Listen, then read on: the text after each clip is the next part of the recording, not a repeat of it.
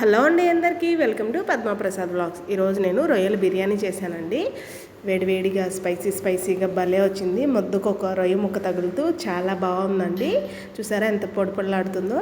ఒక ఉల్లిపాయ ముక్క నంచుకొని ఒక ముద్ద తింటూ ఉంటే భలే ఉందండి. కుక్కర్ పెట్టుకొని 1/2 kg రొయ్యలు బాగు చేసుకుంటే 300 గ్రాముల దాకా వచ్చాయండి రొయ్యలు. ఆ రొయ్యలు వేసుకొని ఒక 1/2 టీ స్పూన్ పసుపు, కొంచెం ఉప్పు వేసుకొని రొయ్యల్లో వాటర్ అంతా ఎగిరిపోయేటట్టు మగ్గు పెట్టుకోవాలండి. మనం వాటర్ అసలు పోయాల్సిన అవసరం ఉండదు. రొయ్యల్లో ఉన్న వాటరే చక్కగా మగ్గిపోతాయి. రొయ్యలు మగ్గే లోపల మనం బిర్యానీకి కావాల్సినవన్నీ కూడా రెడీ చేసేసుకోవచ్చు పక్కన. మా పిల్లలు ఇద్దరు రొయ్యల కూర వండితే తినడానికి ఇష్టపడరు, కానీ చక్కగా రొయ్యల బిర్యానీ చేస్తే చక్కగా తింటారండి. పిల్లలు తినేటంటే కదా మనం వండుకుంటాము. చూసారా సగం వరకు కుక్ అయ్యి వాటర్ అంతా బయటకు వచ్చింది. ఇప్పుడు అయిపోయినాయండి, దగ్గరగా వాటర్ అంతా కూడా ఎగిరిపోయినాయి, చక్కగా కుక్ అయిపోయినాయి. ఇప్పుడు వీటిని తీసేసుకోవచ్చు పక్కకి. ఇప్పుడు అదే కుక్కర్లో ఒక 3 స్పూన్ల నూనె, ఒక 3 స్పూన్ల వరకు నెయ్యి కూడా వేసుకుంటున్నానండి.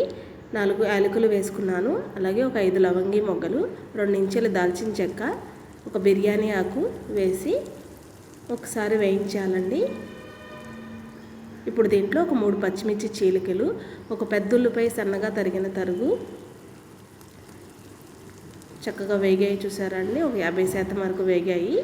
ఇప్పుడు దీంట్లో 1 కప్ వరకు టమాటాలు కూడా కట్ చేసుకున్న వేసి చక్కగా మగ్గ పెట్టేసుకోవాలి.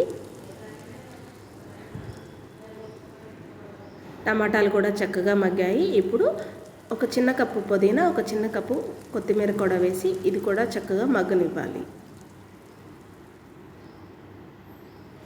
చక్కగా మగ్గాయి కదా, ఇంకొకసారి కలుపుకొని ఇప్పుడు దీంట్లో మనం ఉడకపెట్టుకొని పక్కన పెట్టుకున్న రొయ్యలు, అలాగే 1 కప్పు పెరుగు, రుచికి సరిపడా ఉప్పు, కొంచెం పసుపు, అలాగే 1 స్పూన్ కారం, ధనియాల పొడి 1 స్పూన్ జీలకర్ర పొడి, 2 స్పూన్ల వరకు నిమ్మరసం వేసి చక్కగా మొత్తం అంతా కలిసేటట్టు కలుపుకొని ఇంకొంతసేపు మగ్గనిచ్చాలి. కుక్కర్లో 15 నిమిషాల్లో అయిపోతుందండి బిర్యానీ. పిల్లలు వేడివేడిగా తింటారు. అది చూసి మనం పడ్డ కష్టం అంతా కూడా చక్కగా మర్చిపోతాం మనం. చూసారా చక్కగా మగ్గుతుంది కదా. ఇప్పుడు మనం బాస్మతి రైస్ తీసుకొని చూపిస్తున్నాను చూసారండి వీడియోలో. వీటిని ఇప్పుడు చక్కగా నీట్గా కడిగి పక్కన పెట్టేసుకుందాం. చక్కగా మగ్గింది చూసారా. ఇప్పుడు దీంట్లో ఒక 2 స్పూన్ల వరకు అల్లం వెల్లుల్లి పేస్ట్ అప్పటికప్పుడు మిక్సీ వేసుకున్నది వేసానండి. ఫ్రెష్గా ఉంటే కనుక బాగుంటుంది. ఇప్పుడు దీంట్లో ఒక 1/2 స్పూన్ వరకు గరం మసాలా వేసి ఇంకొంతసేపు మగ్గనివ్వాలి. మొత్తం అంతా కూడా చక్కగా ముక్కలకు పట్టేటట్టు మసాలా అంతా కూడా. ఇప్పుడు మనం కడిగి పక్కన పెట్టుకున్న బాస్మతి రైస్ కూడా వేసేసుకొని, బాస్మతి రైస్ వేసాక ఓకే కలిపేయకూడదండి, రైస్ అంతా కూడా ఇరిగిపోతుంది. నిదానంగా కలుపుకొని ఇది కూడా ఒక 5 నిమిషాలు మగ్గనివ్వాలి. చక్కగా మగ్గింది చూసారా. ఇప్పుడు దీంట్లో నేను 1 కప్పు రైస్ వేసుకున్నానండి, 2 కప్పులు వాటర్ పోసుకుంటున్నాను. చక్కగా ఒకసారి మొత్తం అంతా కలుపుకొని విజిల్ పెట్టేసుకుంటే అంతే అండి, బిర్యానీ అయిపోతుంది.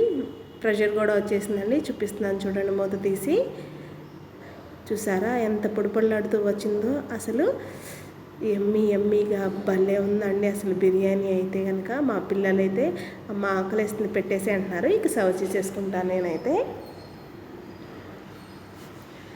వేడివేడిగా పొగలొస్తూ భలే ఉందండి. కొంచెం ఉల్లిపాయ, 1 టమాటా కూడా పెట్టి కొంచెం కొత్తిమీర వేసి గార్నిష్ చేసుకున్నాను.